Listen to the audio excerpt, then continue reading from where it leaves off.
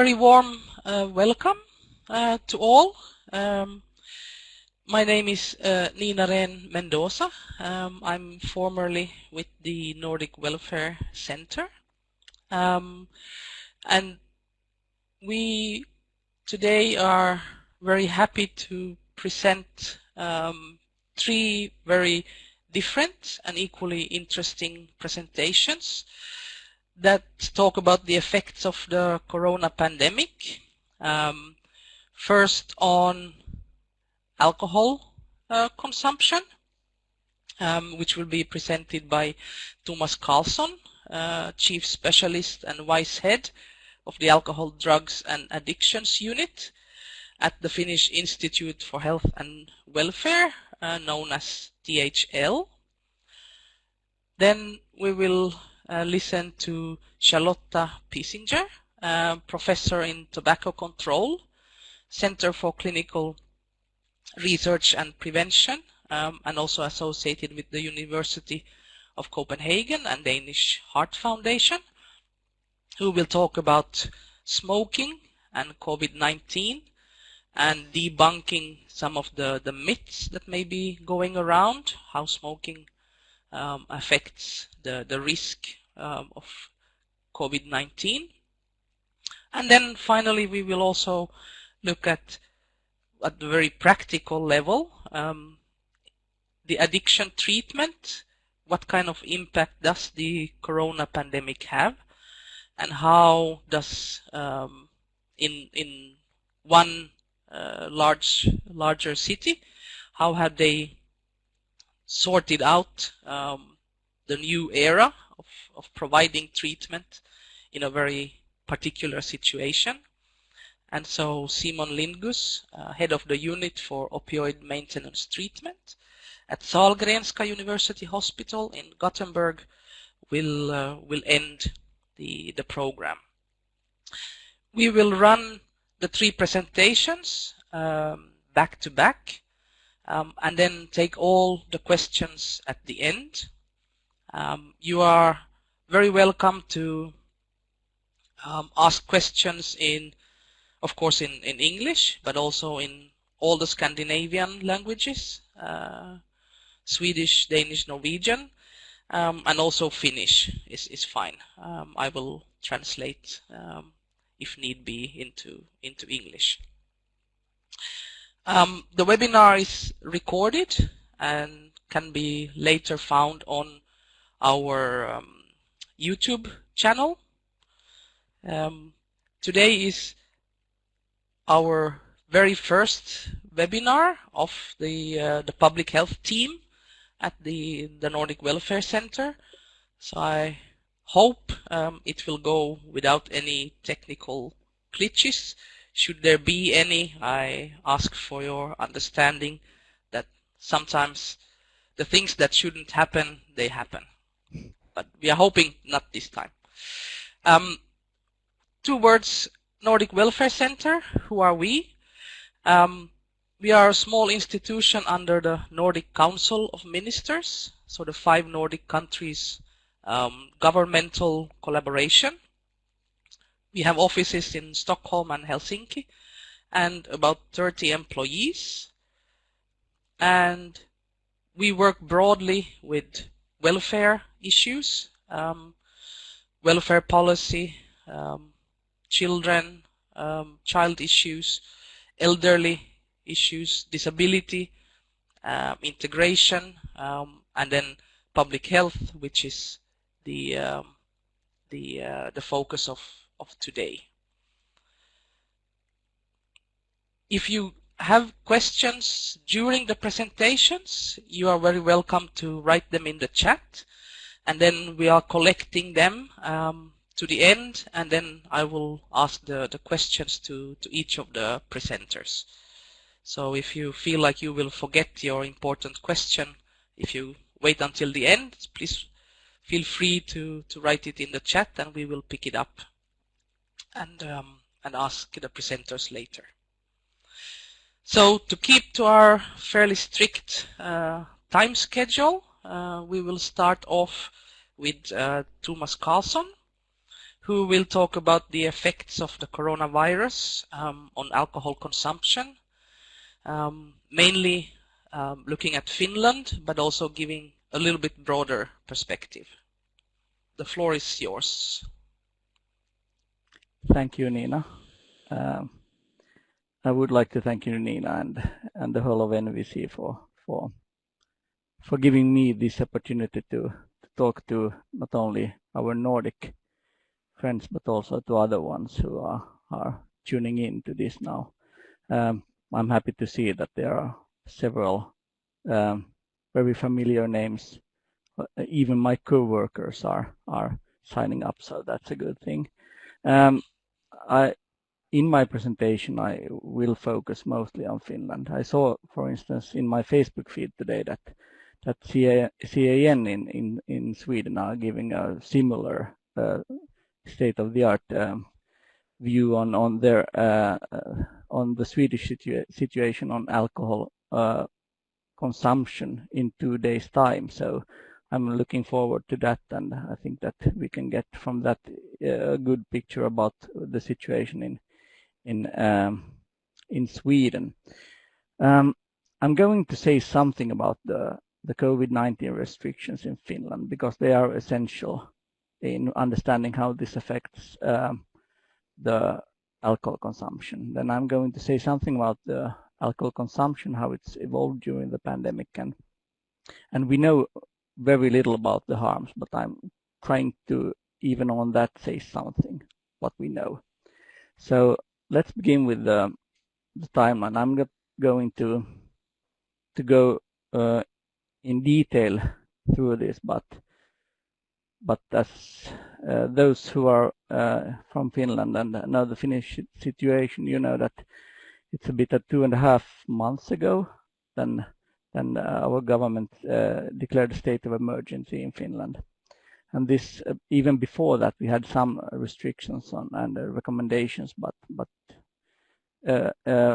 Friday the 13th was actually the first day I was on work from home, and after that I haven't been at work. So we've been at it for a long time.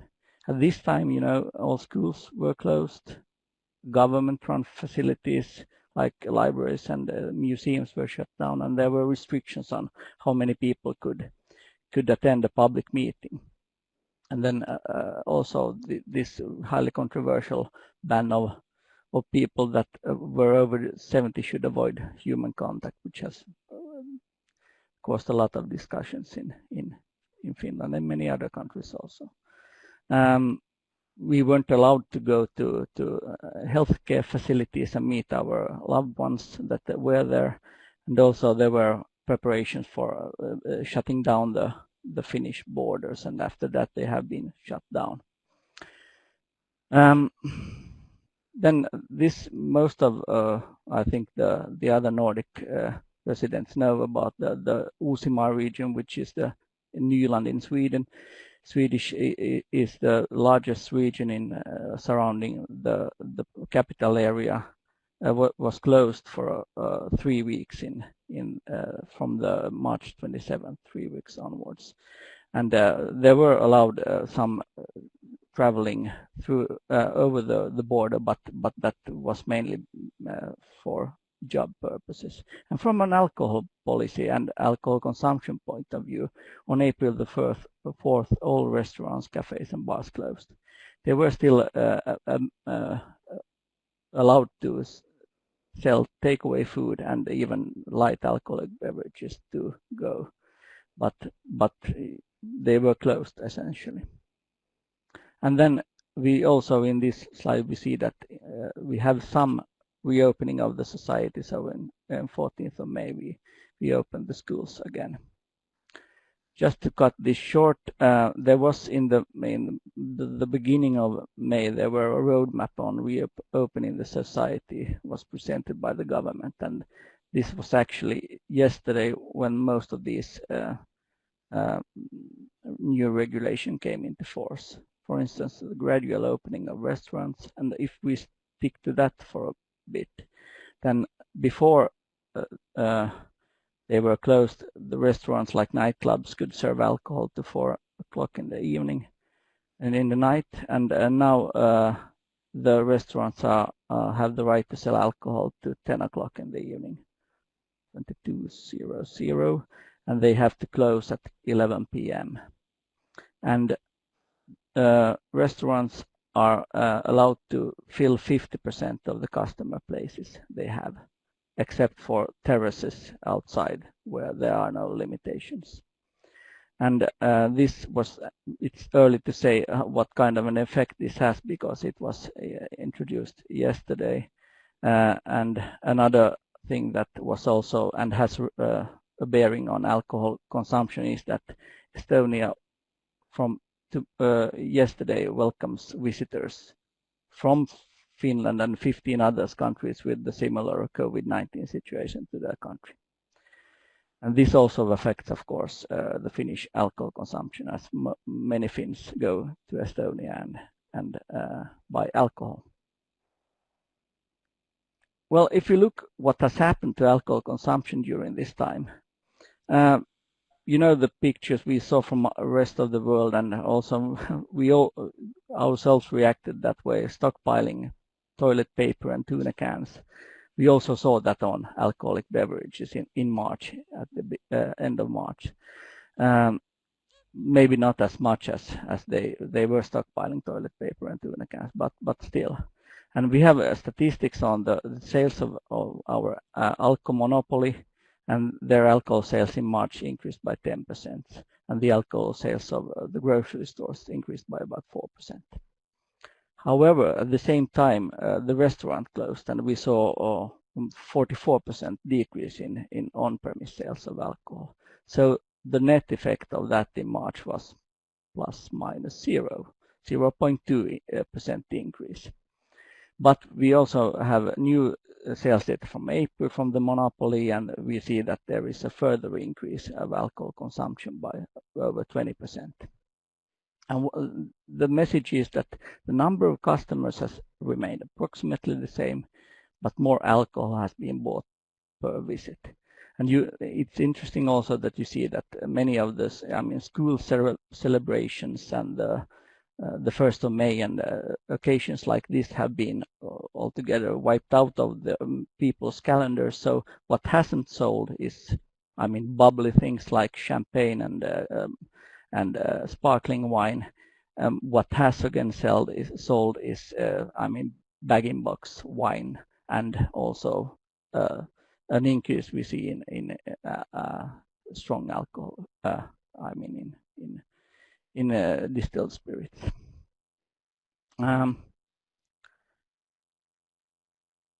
if I have to predict if alcohol consumption in Finland will go up or go down, at the same time we see that there have been an increase in off-premise sales, especially, or primarily because there are no restaurants before yesterday selling alcohol. Then we know that 15% of all alcohol which is drunk by Finns are bought by travelers visiting abroad, and about 10% of that has been brought from Estonia. And also the restaurants' share of total alcohol consumption is about 10%. So we have lost a 25% share of the total alcohol availability in this country. So it has been completely removed from the equation. Therefore, and in addition, we have also seen, the partial lockdown of societies has repercussions on employment rates, and it has affected people's spending. And this is also something to take into account, that if you have lost your job or are being laid off, then on a normal people's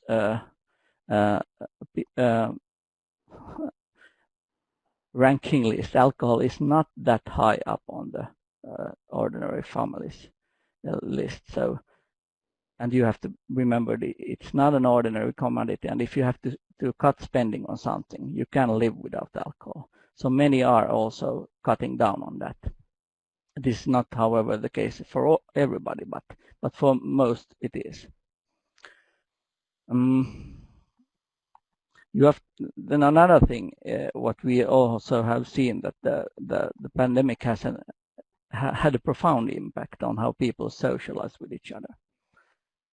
We see that public events like concerts, cultural happenings, festivals, all these have been, at least if not cancelled altogether, they have been postponed, and people are constantly advised to stay home and stay safe. So this is also a thing that affects people's behavior. And you can see this especially for young people, who to a larger extent that the people in my age, in the 50s, they use alcohol primarily as a social lubricant in making having a good time with other people, and it's a social thing for them in a larger extent that it is for older people that are maybe used to drinking with their spouses at home during the weekend, or drinking a glass of wine during the meal. So especially for these, when they have been these opportunities to drink your champagne or celebrate your when school's out, then you also have lost a meaning of using alcohol during this time. This is, of course, I mean, this is not for everybody the case, but as a general rule. Then I would conclude that as a net effect of the COVID-19 situation and for alcohol consumption in Finland, and I would say for most the other Nordic countries, will most likely be a substantial decrease in total alcohol consumption. That being said, and if you would like to draw some experiences from the Finnish case, you have to then also see what kind of restrictions they are in force in other countries. And also, I won't say what the effect is after the whole of this year, because much of it depends on the length of the pandemic, and that we don't know about. Is there going to be a second wave? Are we going back to what was normal now? And do we have to once again close the society? And we don't know this. But that you could say that it will take a long time for everything to go back to what we thought was normal before, and also we don't know how people are affected. As I said, people were yesterday allowed to go to Estonia once again, and many did also that and brought cheap alcohol home. But according to the newspapers, at least, there weren't any big queues, or people weren't going in large quantities to do that. So people are quite cautious now, and all this also has an effect on how people behave, and also how much alcohol, for instance, is brought home back from Estonia and other places. Well, if overall consumption decreases, so why do we worry? Is it a good thing? Well, I see nothing, no good coming out of the COVID-19 pandemic. So no, I won't say that it's a good thing. But there's a risk, because alcohol consumption has moved away from controlled settings, and because in a larger extent to the privacy of people's homes. And if people have been stockpiling alcohol, then it's not a good thing that you have a combining social isolation with large stockpiles of alcohol at home. And in times of social distancing and isolation, those who are most at risk are families and persons with pre-existing alcohol or mental health problems. And even without these pre-existing problems, working from home and living in isolation with little to do, it might cause anxieties and restlessness that some may try to solve with the help of alcohol.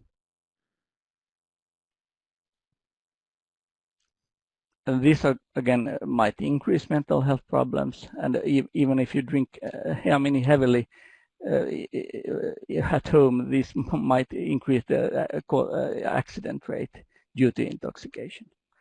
And when the line between work and free time is blurred out, then daily drinking could also increase. Children might feel more insecure, and we also have reports from the past months that more children have been calling the helplines because of the situation at home. You can draw too far-reaching conclusions about it, but alcohol might be one of these factors that make them more anxious. Okay. Yes. This is actually my last slide. So if I can end with this. This is about the harms I told you. We have seen somewhat surprisingly an increase in drunk driving offenses, which is a bit surprising. But for instance, one reason might be that police already in February, I think they said that they won't be testing people on like random breathalyzer tests. So maybe some thought that, hey, there's a chance, I don't know. The domestic calls by the police have increased. And then we have a decrease in the number of disturbances and assaults in public places. And what the net effect of all this is, well, it's too early to say. What could be anticipated, however, is that we most certainly will see a downward trend in alcohol consumption, of the total alcohol consumption, and this will most probably also relate to a decrease in alcohol-related deaths. But this is what I can say about the harms. That's pretty much, I think, my presentation, and please stay safe. Yeah.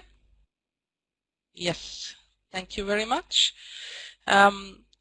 If you have any questions, you can write them in the chat, but we will go straight on to quite a different topic, and that is smoking. So I give the floor to Charlotta. Hello from Denmark. So let me see. Yes, it works. Sorry, can I go one back?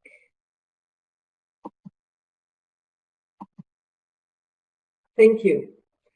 Hello from Denmark. Smoking has drawn some attention in the media during the COVID-19 pandemic, and today I will look at the evidence so we can confirm or reject some of the statements and hypotheses we have heard. The first is smokers have a higher risk of getting a coronavirus infection. The second, that smokers have a worse prognosis of COVID-19. And the third, that nicotine can protect us from getting a coronavirus infection. Here is the first heading. Men represent the majority of coronavirus cases so far. Researchers think smoking could play a role. And it makes good sense because when you smoke, you put your fingers to your lips many times a day. So this might increase the risk of transmission of the virus. So what kind of evidence do we have? We have evidence on smoking prevalences in patients in hospitals, not in the general population. First, we had data from China, where the epidemic started, 9% smoking prevalence in patients, based on a lot of small studies. This is a review. And when we compare with the general population in China, 52% of men are smokers and 3% of women. So you understand why this hypothesis came that men are more easily infected. And you also see that smoking prevalence is rather low. The lowest smoking prevalences we have reported have been from US. A large study, including more than 7,000 patients, found a smoking prevalence of 1.3 3% only, but there were a lot of missing data with smoking status. Recently, 2 large studies have been published, both multi-country studies. Both of them included approximately 10,000 patients, and both of them found a smoking prevalence of 6% in patients. However, smoking prevalence differs a lot across age, sex, whether you live in the city or out in the country, etc., etc. A lot of factors have influence on this. Only one study has tried to take this into account. It is a French study, and it has drawn a lot of attention. And they had approximately 500 patients, and they found that compared with smokers of same age and sex, there was a significantly lower current rate, smoking rate in COVID-19 in and out patients. What is worth to note about this study is that in inpatient there was a very high proportion of persons with chronic disease. They typically have low smoking prevalences. There was very high rate of ex-smokers, twice as high as in the general population. And there were a lot of healthcare workers. They were overrepresented in the outpatient group because there was a systematic testing going on at their workplace. So there is a selection in the people that come to the hospital, that are hospitalized. So these are not representative for the general population, and we cannot answer the question correctly. A good colleague of mine made a nice allegory to this selection bias. He said, if you want to know something about the unemployment rate in the general population in a country, you wouldn't go to a metro station in a rush hour, 8 o'clock in the morning, and ask people if they are employed. This will, of course, give a very skewed picture of what is going on. So, do smokers have a higher risk of getting a coronavirus infection? We cannot answer this question at this moment, and it doesn't seem so right now. So, the second heading. So why are men overrepresented? A study found that there might be a genetic susceptibility in men, but other reasons could be that they have other types of work, other socializing patterns, or maybe wash hands less frequently than women. We don't know. The second heading from the newspapers is smokers more likely to develop severe COVID-19 complications.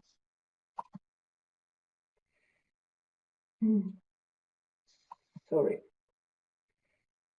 A review of 15 studies has looked at the severe complications. It included approximately 2,500 patients and found that there was a 45% higher risk in current smokers compared to former never smokers.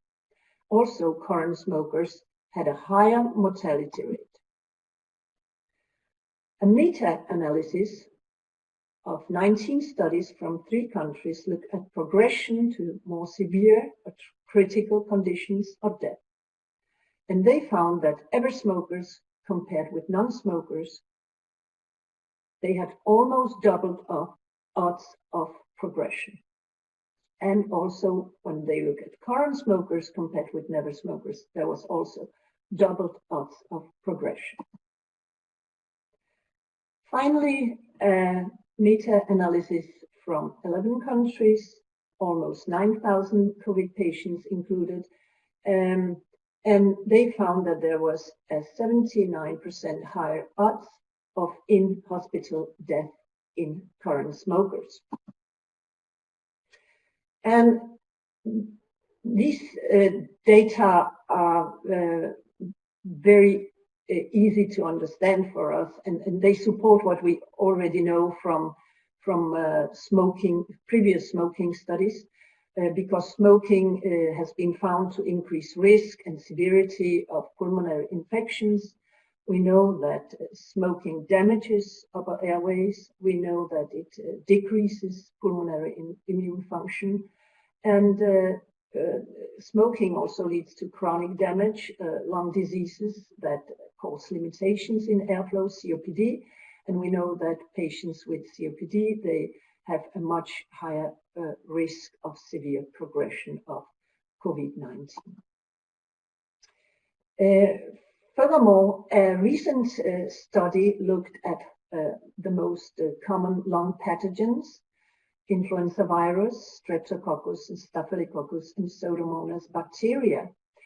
And when these were exposed to cigarette smoke, they increased their virulence and their inflammatory potential. And if the same is the case for coronavirus, again, it will support that it makes sense that there are higher odds of progression and death when smokers get infected. So, do smokers have a worse prognosis of COVID-19? I conclude that we have good evidence to say yes. Finally, the third heading, this new evidence shows nicotine might prevent smokers from contracting the virus. Together with the French study I previously mentioned, two of the authors published another study called a nicotinic hypothesis for COVID-19 with preventive and therapeutic implications. And they did so together with Jean-Pierre Changeau, who is a renowned neuroscientist. And we know this guy. He has received a lot of money from several large tobacco companies. He has very strong conflicts of interest, and he has not stated this conflict of interest. So based on these studies, the French researchers are right now in the middle of a clinical study where frontline health workers, hospital patients with COVID-19 and those in intensive care will be given nicotine patches. We don't have any results. The hypothesis behind the paper was that the nicotinic acetylcholine receptor played a key role in the COVID-19 infection and might represent a target for the prevention and control of COVID-19 infection. This is what they state in the paper. But there is a contrasting hypothesis because we know that ACE2 receptor is the principal receptor molecule for coronavirus. And a new study, a meta-analysis, found upregulation of pulmonary ACE2 gene expression in ever smokers. So the authors conclude that this might lead to an increased risk of viral binding and entry of coronavirus in lungs of smokers. We also must remember that We also must remember that nicotine is not harmless. It is highly addictive. Nicotine is as addictive as cocaine or heroin. And it has many side effects, from very light side effects such as headache or nausea to vomiting, shortness of breath, and in young people, it seems to increase the risk of cognitive dysfunction. So, can nicotine protect us from getting a coronavirus infection? We can't answer this right now, but use for protection should be strongly discouraged till we know more. Smoking prevalence might increase, or it could decrease. We don't know. Some smokers are more stressed, they are more bored. The smoking cessation clinics are closed. There is this nicotine will protect you hypothesis I talked about.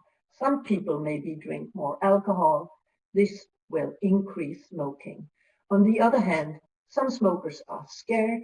They see this as a window of opportunity to quit smoking. They are less stressed at work. They have been sent home.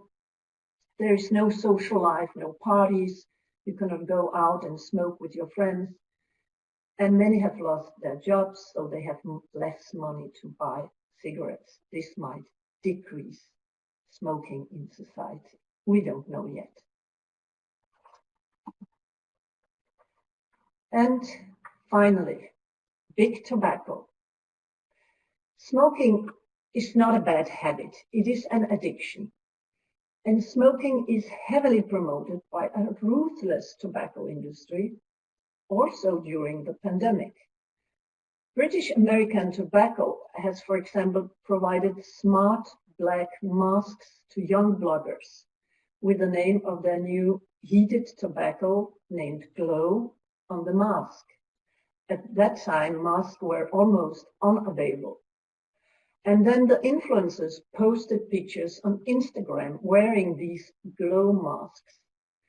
And they wrote that you could go to the shop, to the British American Tobacco shop, and receive a free Glow mask, or you could buy the product and receive a free mask. Shame on them. So this is everything from me. Thank you very much from Denmark. Thank you very much, Charlotta. If you have any questions to her, you can write them in the chat and we will take them afterwards. I will move straight on to Simon, who will talk about how the pandemic has affected addiction treatment at a very practical services level. Thank you, Nina. My name is Simon Lindguss, and I'm head of the opioid maintenance treatment at Sahlgrenska University Hospital in Gothenburg, Sweden. I will try to give you a picture of how we work during this pandemic. I know there's a lot of other good examples and adjustments, but I just know our picture of how we work, so that's what I try to explain. We have 5 outpatient clinics, 1 at a hospital and 4 in the city, and we treat around 600 patients with buprenorphine or methadone, which is a substitution treatment for opioid addiction. A lot of the visits are short, and it's just to get the medication. But we also have psychiatric care and group treatments. Gothenburg has not yet been that hard hit by the virus like Stockholm, for example. But to understand what we had to do, we have to talk about the Swedish model. Many of you already know that Sweden's approach to the pandemic has not been to shut down. The Public Health Authority has given the country recommendation. We think that we together can slow down the spread, and it's everyone's responsibility to stop the spread. And the recommendations are: stay home when you're sick, wash your hands often and carefully, keep distance to other people, avoid social gatherings, avoid unnecessary traveling. If you're over 70 years old or a risk group, avoid social gathering and minimize your physical contact. So it's been rather much business as usual, but with the recommendation. The recommendation made us adjust how often we meet our patients and how we meet them. We had to inform our patient about risk with coronavirus and how it affects people with addiction. So in the beginning of March, the Public Health Authority started the recommendation, And we made an emergency plan that handled how to minimize the spread of virus for patients and for staff, and how to protect our risk groups. We have patients that are high functioning and that can handle a lot of take-home doses, that have work and families and a social life. But we also have patients that have a low function that can't handle a lot of medication. It could be because they have no place to stay, they have an ongoing addiction of other drugs or psychiatric comorbidity. And we also have a lot of patients that are in risk group, and we had to do a lot of different action to meet all their needs. And the goal with the emergency plan is to protect the risk group and minimize the spread of the virus for both the patient and the healthcare staff, and inform about the risk with drug use and respiratory diseases. So what we did when the hospital closed the entrance to control the flow of patients, we moved our outpatient clinic at the hospital outdoors. The clinic at the hospital is rather small in size, so being outdoors helps us to keep distance. And the patient meets the nurse that dispenses the medicine behind the plexiglass. All the patients have got more take-home doses, and especially for those who are well functioning, they have got for a lot longer time than they used to. Of course, we can't have groups like relapse prevention and other group treatments, and most of our meetings and staff education is cancelled. So we meet the patient during the whole day to minimize the amount of patient at the same time at the clinic.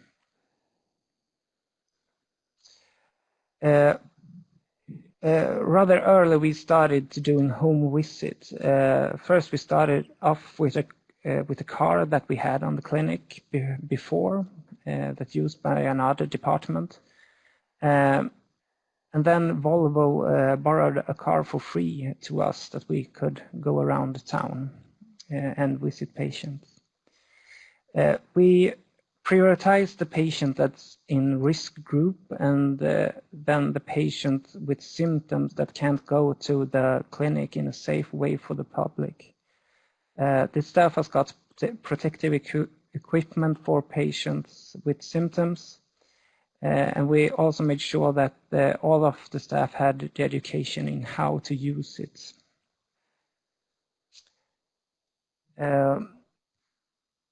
For a year now, we have had a depot injection of buprenorphine that we can use to patients so they can get a week or a month medication in a depot injection instead of come to daily visits at the clinic.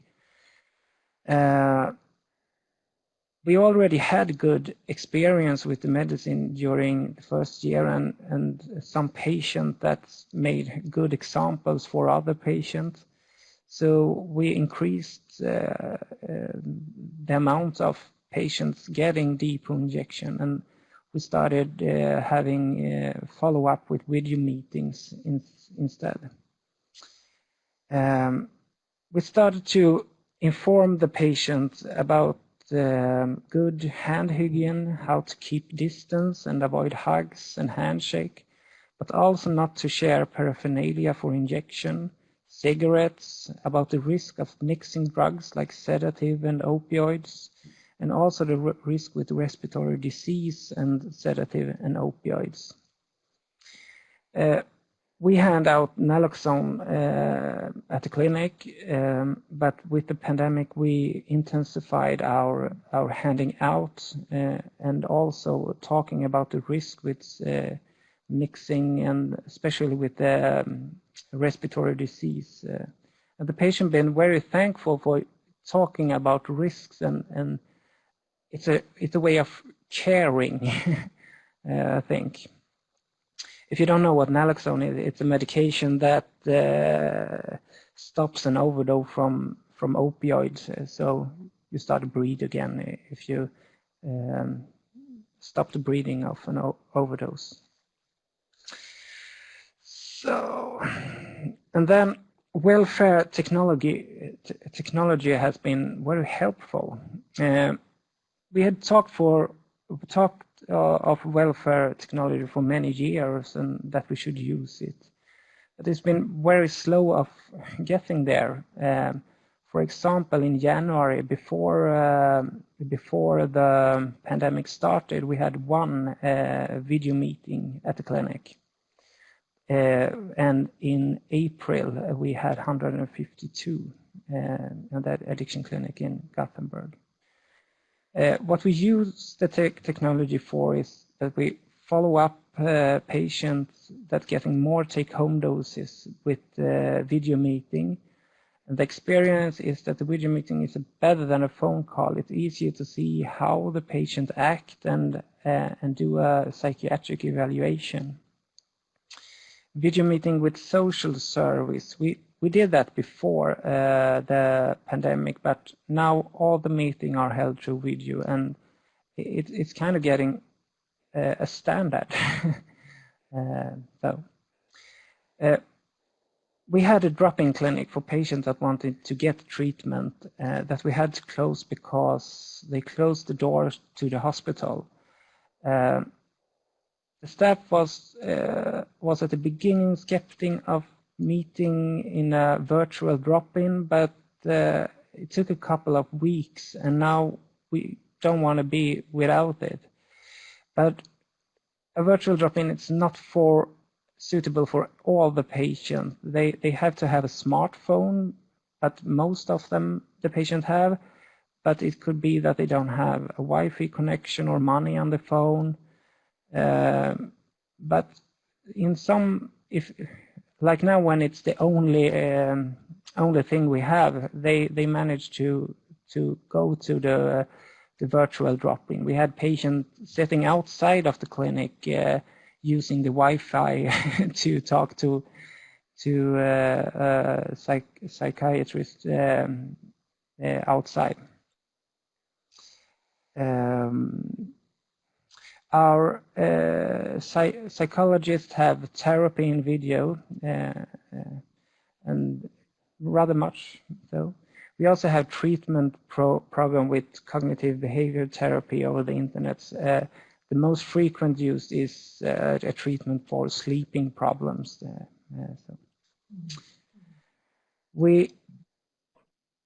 One of our psychologists, who is a PhD student, started a survey for the patient in April, and we got some results from that. And what we can see is that the patient reports better treatment at the addiction clinic, but worse in the society. He also reports more craving of drug and worse physical and mental health, and more relapse in drug consumption. And since mid of May, they report harder to get drug and worse quality of the drugs. Until the mid of May, almost every patient said it's the same, but since mid of May, the quality has been worse and it's harder to get. So, what have we learned from the pandemic so far? We have learned that we have to give the patient more responsibility. It reduces the stigma. A lot of the patients have said that not seeing us so often made them less of a patient and more like a human being. Welfare technology works even in marginalized group. It's said that we need a pandemic to start using technology. Deeper injection has been very helpful, and it helps in the rehabilitation of the patient. Even here, the patient becomes less of a patient. And we don't have to be doubtful if the patient is taking their medication, and we are sure that the patient's opioids receptor is blocked for sure. The patients that are in risk group have been very thankful for the home visits, and I think we have protected them a lot with that. And also the staff has taken a bigger responsibility for all of the patient and all of the clinic, I think. And so far, we still haven't had any of our patients needed to be admitted into hospital for COVID-19. We don't have any death in the patient we treat. We have possible one death of a patient who searched treatment but never started. We have no overdose reported for the patient in treatment, even if we don't see our patient as often as before. And none of the staff we tested has been positive for COVID-19. I think that's all for me. Thanks. Thank you very much, Simon. Now we will take questions to any of the presenters. So if there's something you are wondering about, please post your question in the chat. I have one about alcohol, where I wonder, is it different, the situation, if we are thinking about the Nordic countries that have a monopoly sales on alcohol and countries that don't? I know, for example, from Britain, there was news that the alcohol sales went up 22%. And some of those places started with, delivering to people's houses that earlier, there was no delivery services of alcohol. Could there be, do you think, a difference between countries that have monopoly and those that don't? That's a good question, and Thomas? I don't know if I can give a full-out answer on that, but as you know, and I have probably followed the Finnish political debate and media also, then there is also an ongoing debate that should restaurants still now be allowed to both sell their own products over 5.5% alcohol by volume, like wine. Should they be able to for a limited period of time to get to allow them to sell alcohol, for instance, wine home with home deliveries. So there is actually a debate on that. And of course, when this pandemic came about, then there was also a discussion about should the alcohol shops be closed altogether. And that, of course, our response that was that it would not be advisable, because all the problems it might cause, then you really could have had problems with bootleg and people making their own alcohol, and those really dependent on alcohol being left without treatment. So I think that there is actually a difference between the countries, yes, as a answer to your question, but exactly what it is, it depends on maybe the debate and the political balances also in the country. And I don't think it has that much to do with the fact that is there a monopoly or not, because in all the countries the same debates have surfaced still. Is it in Finland or is it in Australia? Then we have discussed about the same things, but the outcome result has been different.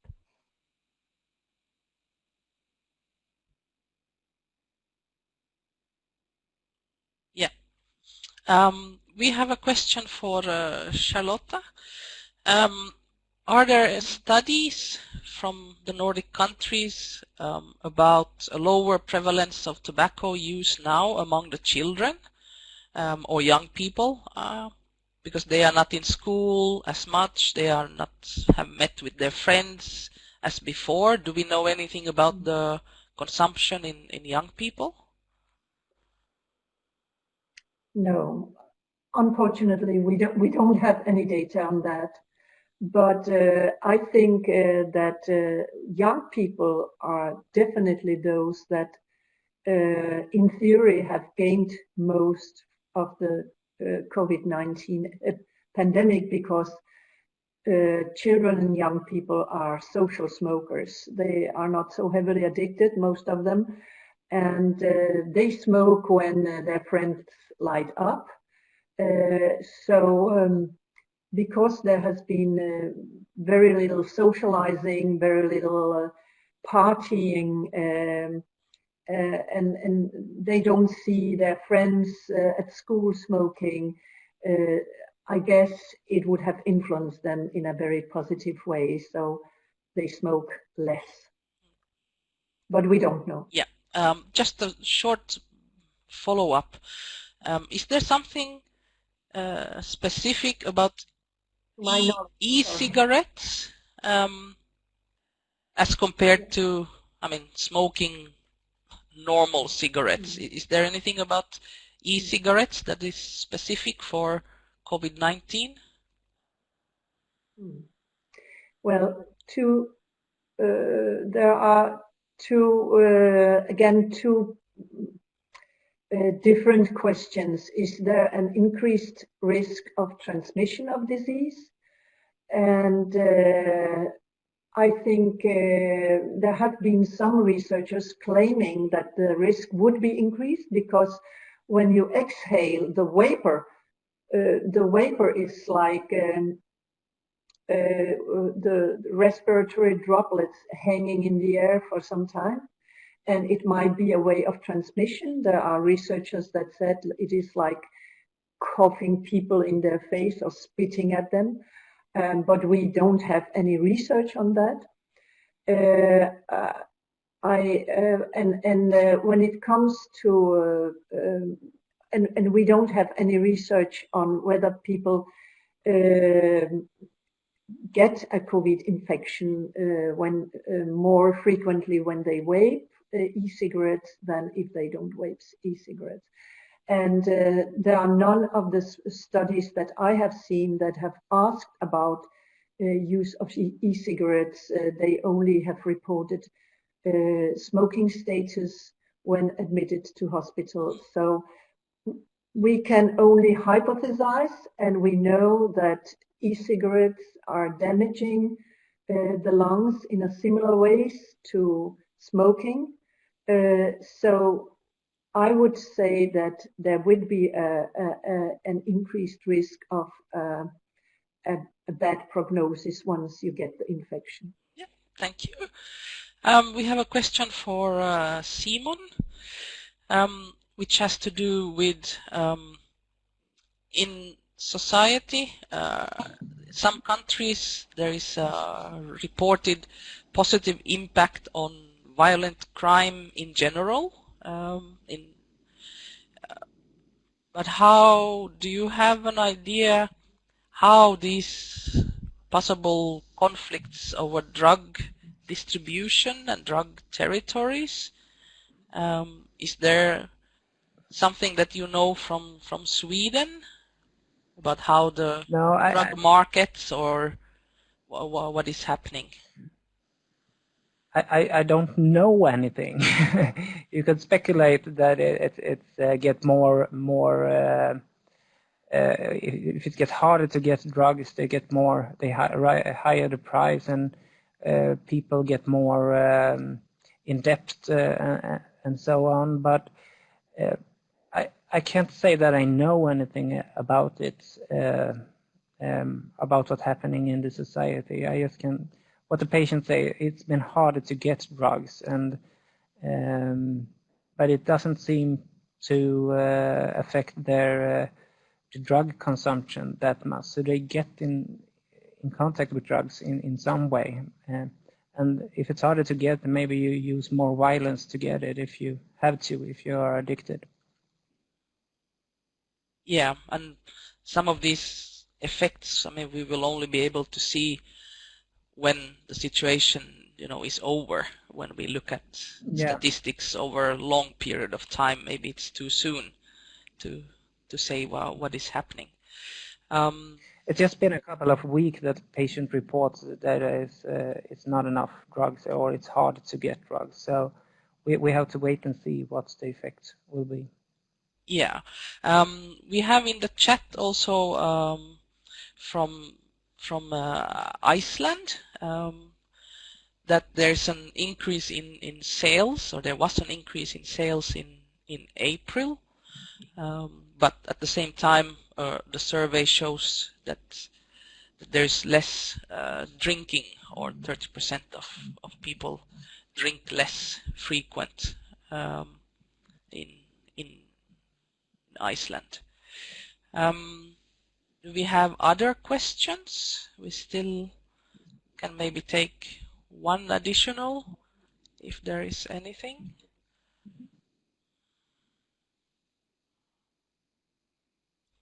No? Nothing further coming in as far as I can see.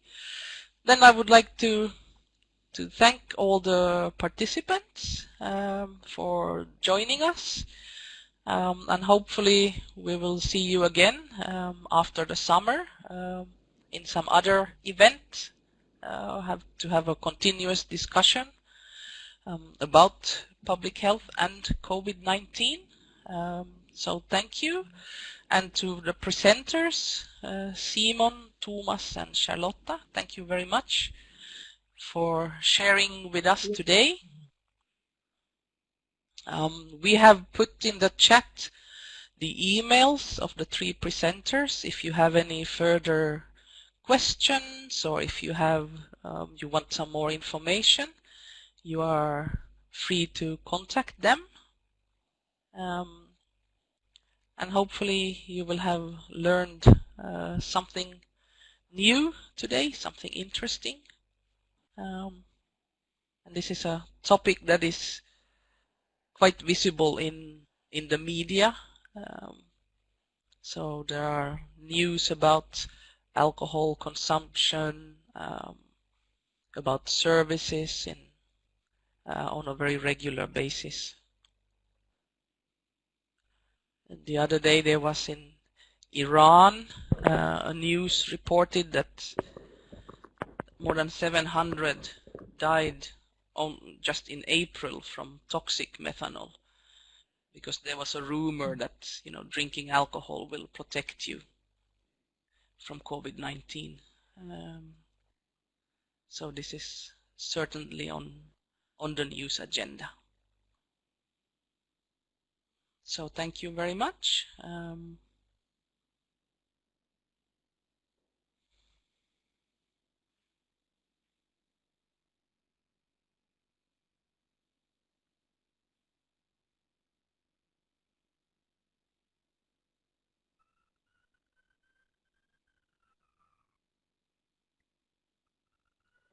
I can see that a lot of people are saying that it's been interesting and thanking. So we will take that and hope also for other feedback on what kind of topics we should bring up in future webinars. What topics will be interesting.